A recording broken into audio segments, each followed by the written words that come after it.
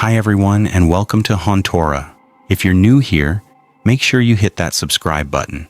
This is the place where we explore the darkest, most deeply unsettling, true horror stories the internet has to offer. And if you've been here before, welcome back. Genuinely glad you're here. I want to be upfront about something before we get into tonight's stories. I've done a lot of research for this channel. A lot of late nights, a lot of rabbit holes I probably shouldn't have gone down. But there are rare moments where something stops you mid-scroll and just sits on your chest. That happened this week, twice. And I knew I had to bring it here. To everyone who's been watching, thank you. Not in a scripted end-of-video kind of way, just genuinely. The messages, the comments, the people who come back week after week and actually engage with this stuff. It means more than I know how to say properly. This channel only feels worth making because of you. Links are right at the top of the description, same as always. Easy to find. Tonight we have two stories.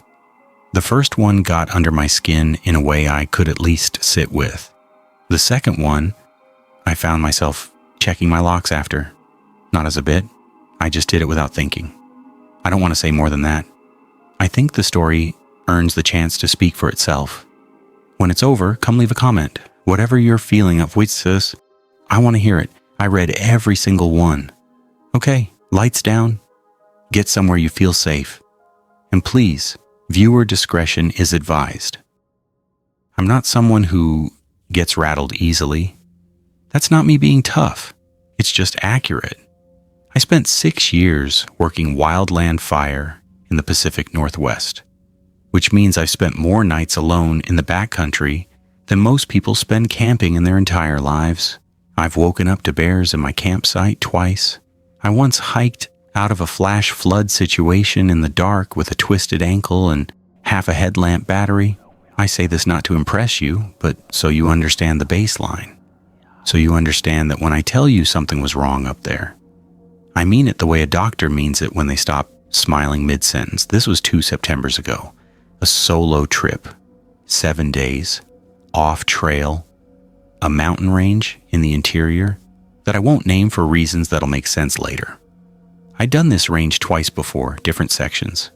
The plan was a loop that took me up past the tree line on day 2, through a high plateau on days 3 and 4, then back down through old growth on the return. No permit required for that zone. No ranger stations within 30 miles. The kind of place where your emergency beacon isn't a precaution. It's the only thing standing between you and a very bad outcome. I drove the trailhead alone, parked, signed nothing, told nobody exactly where I was going because I was 34 years old and experienced, and that was a mistake I will not make again. Day 1 was perfect. That specific kind of perfect you only get in September at elevation. Cold enough in the morning that your breath shows, warm enough by noon to hike in a base layer, the air carrying that smell of pine resin and something damp underneath it, like the ground is exhaling. I covered 14 miles and made camp at the edge of a boulder field with a creek 20 feet away and felt exactly the way you're supposed to feel when you're out there. Small, quiet, right? Day 2, same thing. The climb to the tree line was harder than I remembered. The route I'd planned crossed a section of loose talus that took twice as long as I'd mapped. But I got above the trees by mid-afternoon and set up camp on a flat shelf of rock with a view that made the extra effort feel cheap at the price. Ate my dinner, watched the light go out of the sky, went to sleep. I woke up at 2 a.m. No reason, no sound I could identify. I was just suddenly awake in the way you sometimes are in the backcountry, where the silence is so complete it almost has a texture. I lay in my bag and listened and heard the wind moving across the plateau and the very distant sound of the creek somewhere far below and nothing else. I checked my watch, rolled over, went back to sleep. In the morning I noticed the first thing. About 40 feet from my tent, in a patch of fine silt that had collected in a depression between 2 boulders, there were footprints. Boot prints. coming from the north end of the plateau, crossing within maybe 15 feet of my tent, and continuing south toward the drop-off that led back down to the tree line. Single track, one person walking in a straight line. I stood there for a minute looking at them, turned around and looked north, back the way they'd come. Nothing up there but the ridge and the sky. I crouched down and looked at the prints more carefully.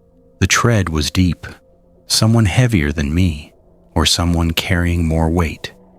They were clear enough that they couldn't have been from before the rain 2 days prior. They'd been made sometime in the last 24 hours. I told myself it was another hiker. There was no reason it couldn't be another hiker. People move at night sometimes, especially if they're trying to cover distance on a multi-day push. The fact that I hadn't heard anything didn't mean anything. I'd been asleep. I noted it, took a photo on my phone out of habit, and kept moving. Day 3 was when the feeling started. It's hard to explain precisely. If you've spent real time in wilderness, you know there's a baseline ambient awareness you develop, a kind of low-level situational processing that runs underneath everything else. Most of the time you don't notice it. You only notice when it changes. And sometime around mid-morning on day 3, crossing the high plateau in thin cloud cover, with the wind coming from the northwest, mine changed. Nothing I could point to. No sound, no movement, no second set of prints. Just a shift in the quality of my attention, like a hand resting very gently on my shoulder. I stopped twice and glassed the terrain behind me with my binoculars. Rocks, sky, wind moving through the low scrub. I put the binoculars away and kept walking and told myself it was isolation, doing what isolation does, manufacturing significance out of nothing. Because the human brain is not designed for genuine solitude and it generates ghosts to compensate. I camped that night in a shallow bowl on the south side of the plateau, out of the wind, ate, filtered water, set my bear hang, got into the tent, lay there in the dark listening, tried to read, put the book down, lay there some more. At some point I fell asleep. I woke up because something was standing outside my tent. I don't know how I knew that. No sound. No movement of the fabric, but I was awake and completely still, and my body had made a decision before my brain had finished processing, because my hand was already on the zipper of my sleeping bag and I hadn't told it to go there. I lay still and listened and heard nothing, and then heard, barely just at the edge of audible, the very slight displacement of gravel underweight. One step, then nothing. I did not move for a long time. When I finally opened the tent, it was 4 a.m. and the bowl was empty. No one there. I swept my headlamp in a full circle, checked both ridge lines, stood in the dark and listened until the cold started working through my fleece. Nothing. In the silt at the low edge of the bowl, catching the edge of my headlamp beam, were boot prints. Same tread, same depth. Coming from the east, circling around to the uphill side of my tent, stopping there. Then moving away to the north. They stopped about 6 feet from the tent door. I packed up and moved before dawn. That's not something I do. I made myself eat first, drank a full liter of water, went through my checklist, because panic is what kills people out there. Not whatever you're afraid of. I was methodical, but I moved. The next 4 hours were the worst of the trip in a way that's almost impossible to convey, because nothing happened. Nothing I could see, but the feeling, that hand on the shoulder, had become something heavier. I was covering ground fast, staying in open terrain, glassing behind me every 20 minutes, seeing nothing. Then, at the crest of a ridge, about 2 miles from where I'd camped, I stopped and turned and looked back across the plateau. There was a figure, standing on the far side, maybe 400 meters back, at the edge of where the terrain dropped into shadow, just standing, completely still, facing me. I raised the binoculars. The figure was wearing dark clothing, standing with their arms slightly away from their sides.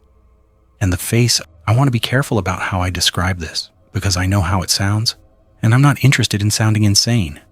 Through the binoculars, in that flat gray morning light, the face read as blank, not obscured, not turned away, just a pale, undifferentiated surface.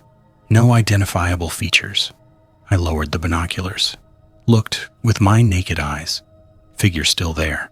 I raised the binoculars again. The figure was gone. I did not stop moving until I hit the tree line. I made the trailhead in a day and a half instead of 3 days. I filed a report with the county sheriff's office.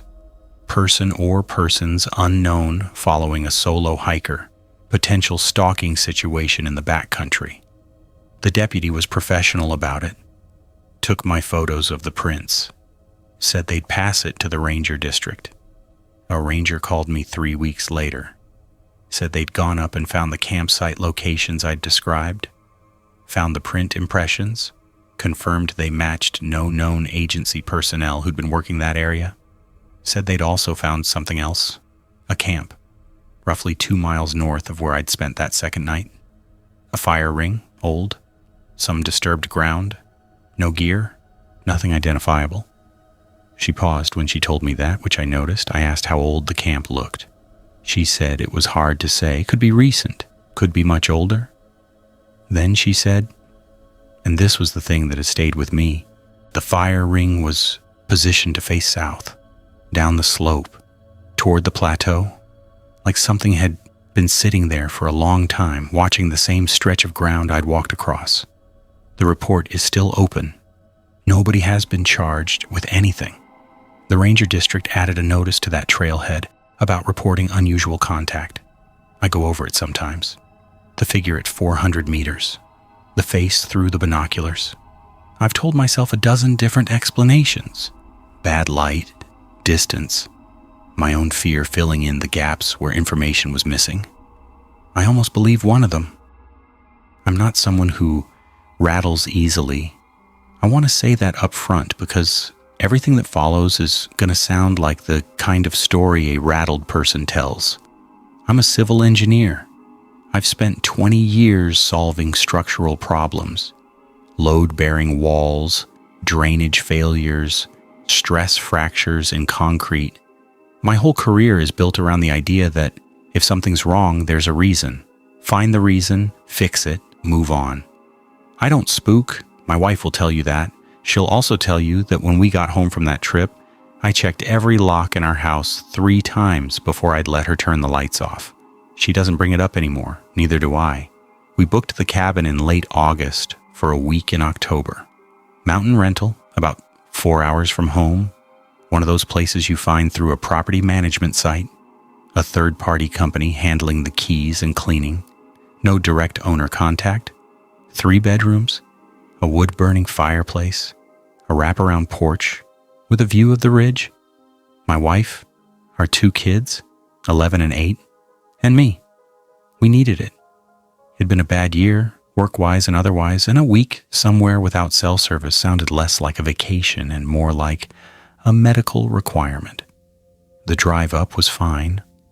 The cabin was exactly what the photos promised. Timber frame, stone fireplace, smelled like cedar and wood smoke and the faint industrial undertone of cleaning product underneath it all. The kids picked their rooms. My wife opened a bottle of wine before we'd finished unpacking. That first night we ate soup out of a can on the porch and watched the tree line go dark, and it was exactly what we needed. No noise except the wind and the occasional crack of something settling in the rafters. Old buildings do that. I know why they do it, and it's not interesting. I noticed the chair on the second morning. It was a wooden chair, one of 4 around the kitchen table. When we'd arrived, all 4 were tucked flush against the table, I'd noticed because I'd pulled one out for my daughter at dinner. The next morning, one chair was pulled out from the table at a slight angle, the way it would be if someone had sat in it and pushed back without straightening up. I assumed one of the kids had been up early. I put it back. I didn't mention it. The second thing was smaller. That night I found the side door unlocked, not the front door. A narrow side door off the kitchen that opened onto a small mudroom and then the side yard. I was certain I'd locked it. I walked through rental properties the way I walk through job sites. Systematically. Front door, back door, side door, window latches. I do it without thinking. But the side door was unlocked, and I stood there with my hand on the bolt for a moment, and then I locked it and told myself I'd missed it. People miss things. That's why checklists exist. The third night, I woke up at 2 a.m. for no reason I could identify. I lay there for a while. The room was dark, the good kind of dark you only get away from the city, and quiet, the way mountain quiet is. Not silent, but full of the right sounds. Wind, the structure breathing, an owl, distant and intermittent. My wife, asleep next to me, everything accounted for. I was almost under again when I noticed the smell. Cigarette smoke, faint. A trace of it, the kind that clings to clothing rather than the kind that means someone's actively smoking nearby, inside the room. I got up, checked the hall, checked the kids' rooms, checked every room on the main floor. Nothing, no one. The side door was locked. I checked it twice. I stood in the kitchen for 10 minutes in the dark, and the only thing I could hear was the refrigerator and my own pulse. I don't smoke. My wife doesn't smoke. Our kids are 11 and 8. I went back to bed and lay there until it got light. Told myself old cabins hold smells in the walls.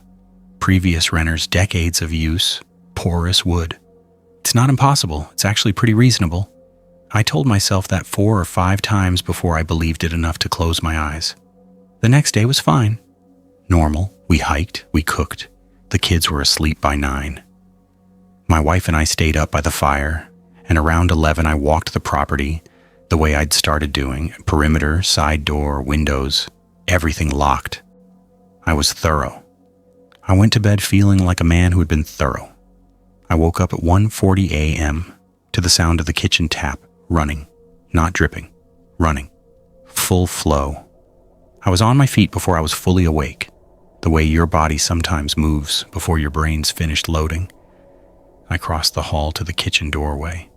The tap was running. Cold water, full pressure, into an empty sink. The side door was ajar, not wide open, 3, maybe 4 inches, just enough to let in the cold air off the mountain. I stood in the doorway and looked at that 4-inch gap and the cold coming through it, and my nervous system was doing something it doesn't usually do, which is to flood every muscle with something that is not quite fear, but is adjacent to it in a way that is not helpful. I pushed the door open. The side yard was empty, the tree line 30 feet away, clouds across the moon, nothing moving. I closed the door and locked it and turned off the tap and stood in the kitchen for a long time. Someone had been inside. Not might have been, had been. Someone who smoked, who knew where the side door was, who knew which chair to push back in, who knew when we were asleep. Someone who came inside and ran the tap and left the door open on their way out because they either didn't care if we noticed or they wanted us to. That second one is what kept me standing in the kitchen until 3 a.m.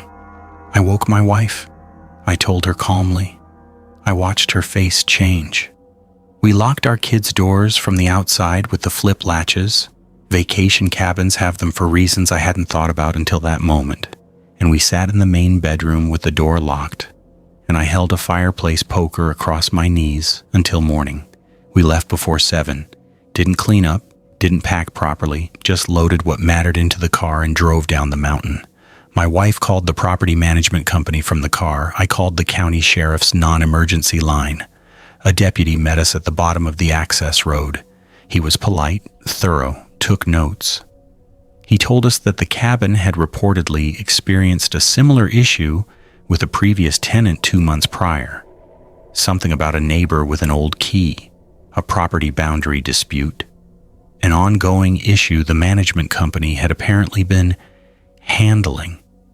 He said it with the careful neutrality of someone describing a situation they find professionally embarrassing. They found cigarette butts in the tree line, 11 of them, arranged in a rough arc facing the cabin's side yard. An old camp stool, recent from the look of it.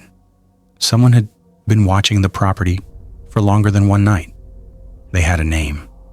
They wouldn't share it with us. They told us it was an active matter and that they'd be in contact. They were in contact once, 3 weeks later, a brief call from a different deputy saying the situation had been resolved and asking if we had any further questions.